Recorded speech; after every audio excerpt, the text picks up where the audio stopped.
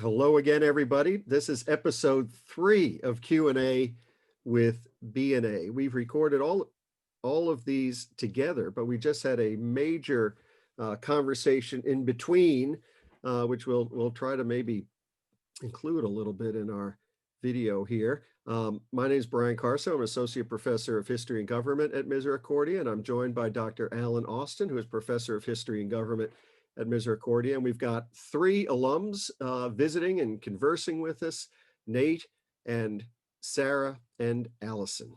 So Dr. Austin, you have a topic of conversation for episode 3? Well, it's the classic question I think that every history major gets asked at some point in their life. And that is, so you're studying history because you love it. How is that preparing you for a career? And so we were hoping that each of you might talk a little bit about your career and the way in which the Misericordia experience and education informed how you got there and what you do. So I don't know if anybody wants to volunteer to go first for this one.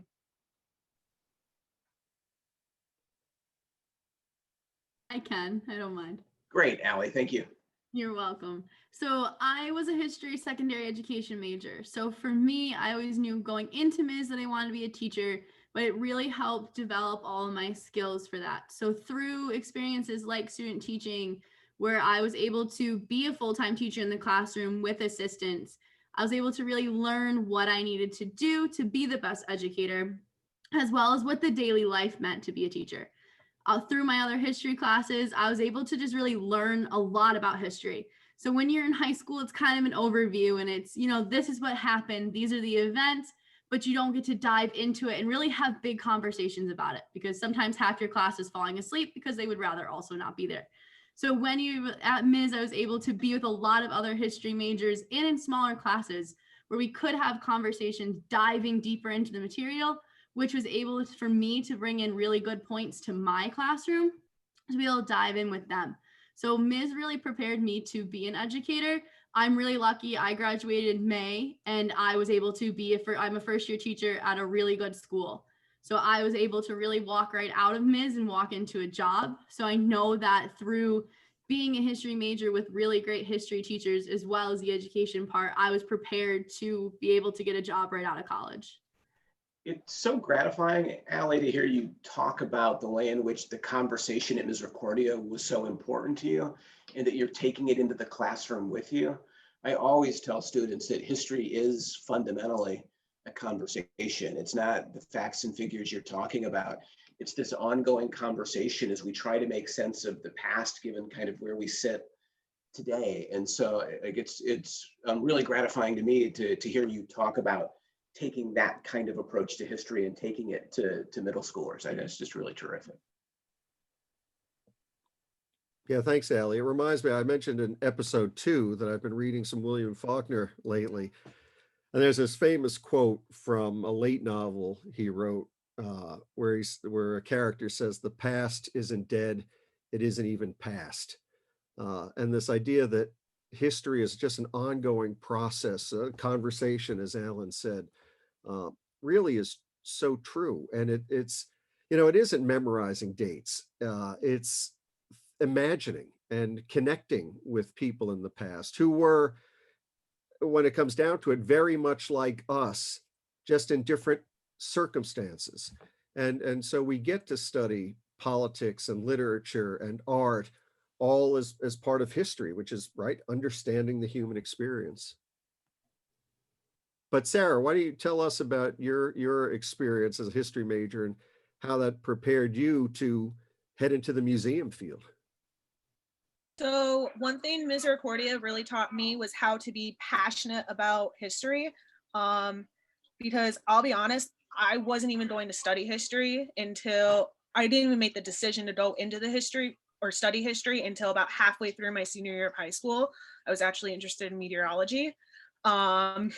But what really changed it for me was coming to Misericordia, and on my tour, I actually saw a group of students sitting in banks, and it was from the history club, and they were doing a bait sale fundraiser, and they were just cracking history jokes back and forth, all different kinds of history jokes.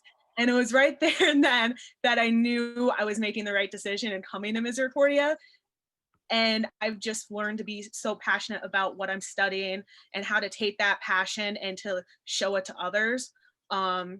Through all my classes, like every single fact I learned has been interesting in the way that's been presented to me. And I try to take that and show it to others in the way I give my tours and try to make it really interesting, exciting for the school groups I give tours to or in the adults that I give tours to. And it's just, I've never had a dull moment since. I love That it. I want to passion, hear some of these history jokes. We'll talk later. but that passion is so important to be able to get up and go to work every day at a job where clearly all three of you, Nate hasn't spoken yet, but I think we'll share the same kind of enthusiasm. Like a job that is what you're really passionate about in life is a great reminder that the history major, in lots of different ways, you all took very different paths to kind of using that history major, can get you to a place where you're working every day with your passion, which is a pretty great place to be. It's what makes my job, I think, the best job in the world. Like I I agree with that. do what you love. I've talked with Alan about that, but this is kind of my third career. I was a lawyer at first at a big law firm, and then I worked in state government in Albany, New York at a pretty high level. And those were all fascinating jobs, and I enjoyed doing them. But being a history professor at Misericordia this is my 14th year, and there's not a day that I don't walk on the campus and go, I am so lucky to be able to work with students and talk about something I am passionate about. And I think it's so important to have that passion for our work. Absolutely. Nate. I'm actually probably just going to leapfrog a little bit from what Alan said about how passion is a key ingredient for your job, but I'm going to take another tag. Another key ingredient is just knowing that you have the skills and the ability to do what you do and the confidence to do so. And I think that Misericordia at the history department, it did allow for that room to grow, which I really appreciated.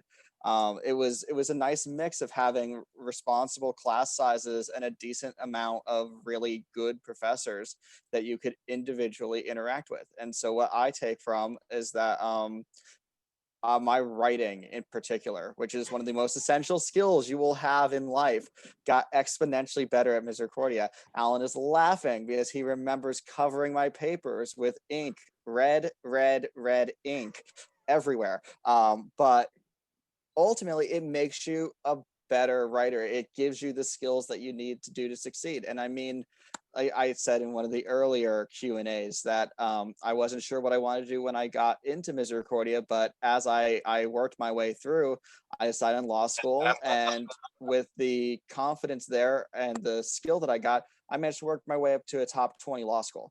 From there, I went on to the top library science program for law librarianship. And so, I mean, it's undergrad's a great time to grow and a great time to really kind of hone your skills. And I couldn't think of a much better place to do that with the attention I got from these guys.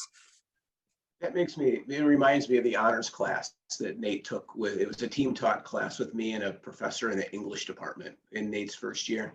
And Nate came to it was really unjust what we did. We made students conference with both of us at the same time over their paper. And Nate left the first one, and Dr. Hamilton turned to me and he said, "He looks like somebody has just stolen his puppy." And yet, to Nate's credit, he always came back and did better. Right? So Nate, in a previous episode, talked about taking a college education and making it as meaningful as you can. I watched Nate do that. And that honors class, like I got to know Nate pretty well because we'd have them over to my house. They would play Pretty Princess with my daughter, who was, I don't know, 3 years old, 4 years old at that point. They would hang out with Bobby, but I can still name that class, Nate. You and Sydney and Katie and Alana and Kelly and Heather, Jessica. Who am I missing? That's Zach. Zach as well, right? What just a phenomenal group. That was not just a great class, but a great community. When I think about kind of what makes that growth possible, in part, it's the community that I think Misericordia works very intentionally to foster among students and with faculty. You even if know, Nate didn't always eat the stuff that Vicky made for dinner. I can remember, I mean, Nate and Sarah and Allison, all three of you were terrific writers. And I mean, I think Dr. Austin, you would agree with me, Alan, that I mean, one of the joys is to get to know a student when they show up in their first year and then see the kind of work they can do in their fourth year. And lots of times, I think about writing, which is so important, and that your undergraduate experience, I mean, that's one of the things you should insist on is that I want to be a good writer when I leave. And of course, writing, as I tell my students, is something that you should work on your whole life. Every sentence I read, I analyze. How good a sentence is that? Can I write a sentence as good as that? But it is a great thing to be able to work on, and to see the skill that you come out of Misericordia, that the three of you have come out with in your writing ability. It's hard though. I'll open up a book I wrote and point to a sentence and almost invariably say, boy, I could have written that sentence better. So I completely agree. Oh, But and that's Nate, because before I we always forget, grow. We're always growing as writers, and we should be open to absolutely. that we And constantly want to improve. before I forget, I was out on a walk around the neighborhood with Hope, who, this is going to make Nate feel old. Hope will turn 18 in a couple of days. So she's not the Hope Wow. you remember. But she said to make sure that I said hello to you and let her know that she was, thinking of you. Tell everyone I said And hi now and that I Vicky's give them my whispering to best. me too. Vicky says hello to Nate. Hi, Vicky. So to kind of wrap up, I want to go back to something Sarah said about hearing good history jokes. And I don't know a lot of them, but I do know one that cracks me up, and I'll get to it. But I like to Are you sure?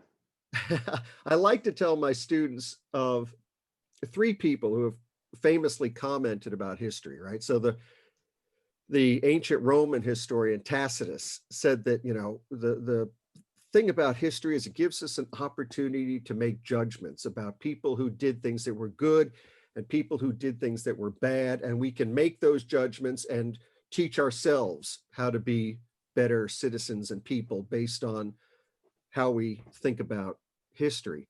And of course, in the early 20th century, George Santayana, the Spanish philosopher, famously said, right, that if you don't remember the past, you'll be condemned to repeat it. But my favorite, I think, is the poet Edna St. Vincent Millay, who said, history, it's one damn thing after another. And that's kind of a history joke, Sarah, wouldn't you agree? Now, it's not, of course, it's not true. It's more than one damn thing after another. Maybe a seventh grader, right, Allie, would think that, oh, this feels like one damn thing after another. But of course, it's so much more than that. And it's a joy. It has been a joy with you guys to explore history and try to wrap our heads around the human experience through our classes and seeing all the good work that you have done while at Misericordia. And then it's just exciting to see what you continue to do. Absolutely. And I'm somewhat disappointed. Allie ruined my joke. It was going to wrap it up. I was going to say that it had gotten so dark that she had literally faded away and it was clearly time to wrap, but then she fixed the problem. So it's not a good wrap. Sorry, there was light when we started, and then the But sun disappeared. I know it has gotten a little darker. But I would echo Brian.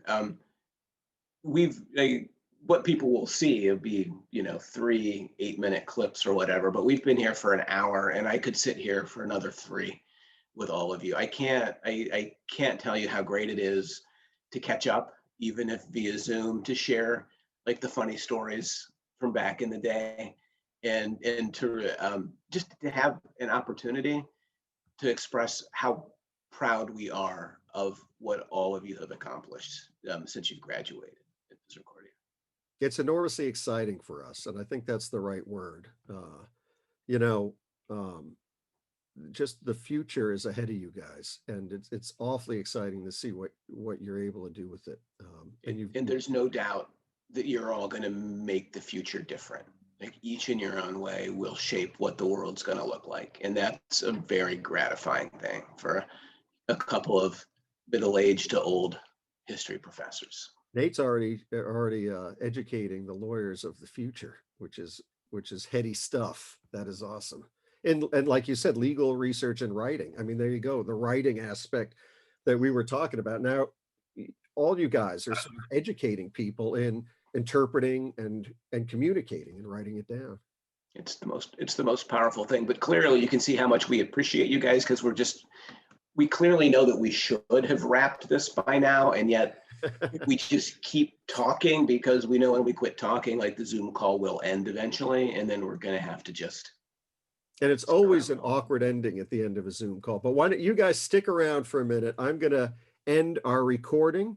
But thank you all very much. Yes, thank you to the three of you, and thank you to anybody who is watching Q&A with B&A episodes 1, 2, and 3, and hopefully someday will become internet stars. It'll just How could that not happen? If this doesn't go viral, nothing will. You guys stick around. I'm going to end the recording now.